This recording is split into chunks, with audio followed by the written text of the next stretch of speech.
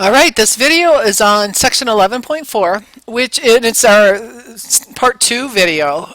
First I talked about just general, how do we go from logarithmic to exponential form. Now I'm going to move into what are the properties of logarithms that we need to know about and need to know how to manipulate. So we're talking here by the end, we're going to hopefully be able to evaluate expressions involving the logarithms and then solve the equations and inequalities using logarithms. We're really going to stick with equations in pre-calculus this year. Inequalities really have the same rules applied to them as the equations, and we just have decided to state equations. So our big properties here, we have 4 properties. 3 of them I think require memorization. One of them kind of just always has made sense to me, and so I don't feel like I ever have to like remember it. It just kind of, when I see it, it makes sense. But the first 3, the first one says, okay, we can go in between when you have a logarithm, multiplication and addition. In other words, the log of a value plus the log of another value is the same thing as the log of that value, 2 values multiplied together. Another one is that division can go in between subtraction, all right? It can be interchanged with subtraction, or we can kind of go back and forth with subtraction. So when you're subtracting them, you have a value subtracted another value that you can change it into here into division. The next one is that an exponent is interchangeable, or can be kind of changed around, rearranged as a coefficient.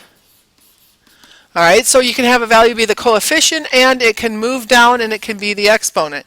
And then we can have a value be an coefficient and move up and be the exponent again. So exponents can become coefficients, and coefficients can become exponents. The last one says, okay, when we have 2 logs and they have the same base and they equal each other, all right, that we can ignore the fact that we have the log at all, and then that just our values would be equal to each other. And that kind of, again, this is the one that kind of just makes sense to me. Like, oh, okay, I can get this. It makes sense. It's logical to me that if the log of something equals the log of something else, those 2 values have to be equal. So let's look at some example problems. The first one I notice here with log base b of 64 raised to the 1/3 power equals 1/3 is that we have an exponent here. And our rule says that their exponents can be and can become a coefficient. So that's the first thing I'm going to do. I'm going to make that 1/3 the coefficient of log base b of 64, and have that equal to 1/3. Then to deal with the 1/3 out in front, I'm going to multiply both the right and the left side of my equation by 3/1, the reciprocal of that 1/3, and that becomes just a 1. So what we have here is we have log base b of 64 equals 1. Now if I put it in exponential form, it's b to the first equals 64, which then tells me, well, then b must be a 64, because only 64 to the first power equals 64. Let's look at our next example. Our next example is one where we have log base 10 of 2x plus 5 equals log base 10 of 5x minus 4. Well, if they're both log base 10, we can basically ignore that they're there in the first place. We can say then that must mean that 2x plus 5 has to equal 5x minus 4. Then I can go through and subtract 2x from both sides, add 4 to both sides, and divide by 3 on both sides. So I can figure out for this problem x must equal 3. Let's do another one. Now we have addition, all right, and we have a log base 11 of x plus a log base 11 of x plus 1 equals log base 11 of 6. Well, addition, if you remember, is interchangeable with multiplication. So I'm going to say log base 11 of x times that x plus 1. So what I did here is I took what was I had separate logs, and I kind of condensed it. I condensed it into one log, and that's going to equal log base 11 of 6. So here, this log base 11 and this log base 11 essentially cancel each other out. And so I have x times x plus 1 equals 6, or x squared plus x equals 6. Now to solve this, when we have a quadratic, we're going to need to first set it equal to 0. So I'm going to make it x squared plus x minus 6 equals 0. Now we need to factor. So we're going to need to factor the left side of our equation, And I'm going to think, what two numbers multiply to give me a negative 6 and add to give me a positive 1? The answer would be positive 3 and negative 2.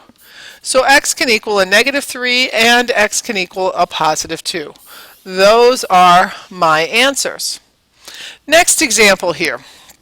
We have the log base 3 of 4x minus 5 minus the log base 3 of 3 minus 2x, and it equals 2. So now I'm going to change this subtraction into division. So I'm going to write it as the log base 3, and then I'm going to have the 4x plus 5 as a numerator, and the 3 minus 2x is my denominator. And now that equals 2. Now I don't have a log base 3 equals a log base 3, I just have the 1. So what I can do now is I can change it into exponential form. I can say what we really have is 3 to the second power must equal this 4x plus 5 over 3 minus 2x. Alright, so that whole grouping. And 3 to the second power is really 8. And I'm going to think of it as 8 over 1 equals 4x plus 5. And I'm just kind of recopying this 3 minus 2x. And what I can do now is I can do kind of cross multiplication. I can say, hey, these two multiplied across each other will equal the other side, the other way 2 multiplied across. I'm going to kind of come up here to solve this. And so what I get is 8 times the 3, or 24, minus 16x. All right, so I multiplied the 3 and the minus 2x by 8, must equal, and I'm running out of space here, by 4x plus 5. I'm sorry, I ran out of space. So if I added 16 to both sides, I'd get 20x here plus 5. If I subtracted 5 from both sides, I'd get 19 equals 20x. And then if I divide both sides by 20, x would equal 1920. All right? So I think I'm trying to decide if I have everything correct. 16, add the 16, 20. Yep, I'm doing fine. 4x plus 5. All right. So that's our answer here. Let's look at some problems from today's homework. So in number 15, when I'm looking at this, what I'm looking for is, for this one, I would change it into exponential form. So I'm going to start by changing it into exponential form. 3 to the negative 2 must equal x. Well, x just equals 3 raised to the negative 2 power. The negative 2 means to make it a positive 2, it has to be in the denominator. So 1 over 3 squared. 1 over 3 squared is 9. So my answer here is 1/9. Let's look at 17. Now 17 is another problem where it involves subtraction that we need to turn into division. So I would make it log base 8 of 48 divided by w equals log base 8 of 6. Now since I have both of them are log base 8, I can kind of ignore my log base 8. So now my problem becomes 48 divided by some value w equals 6. What would w have to be? And I can kind of use my logic skills to say, well, w has to be 8. That's the only possible answer there. There's kind of some algebra you could use to solve that as well. Let's look at the next problem. Now again, I have subtraction, a little bit of a nuance of a difference between 17 and 19. So first thing I'm going to do is I'm going to condense my logs. So I'm going to condense them here and I'm going to make it into division. So 9x plus 5 over x, and that equals 3. Now this is a little different than 17 in that I don't have a log on either side of the equation. So now what I want to do is I want to change it into exponential form. So 2 to the third equals 9x plus 5 divided by x. 2 to the third is really 8. And if I did cross multiplication, I'd get 8x here equals 9x plus 5.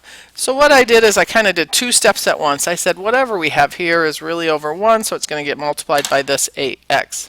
So 8x equals 9x minus 1. If I subtracted 9x from both sides, I'd get negative x equals 5 divided by negative 1 on both sides.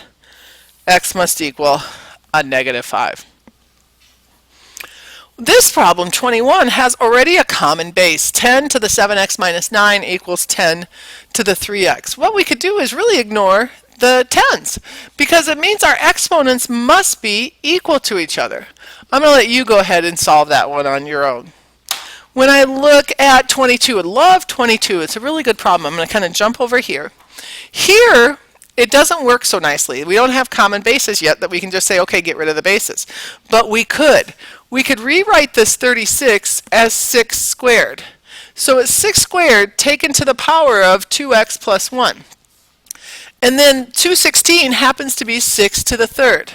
So what we really have is 6 to the negative 4x plus 2 equals 6 to the third. Now we can get rid of the 6's. Now we can say, okay, we can pretend the 6's aren't there.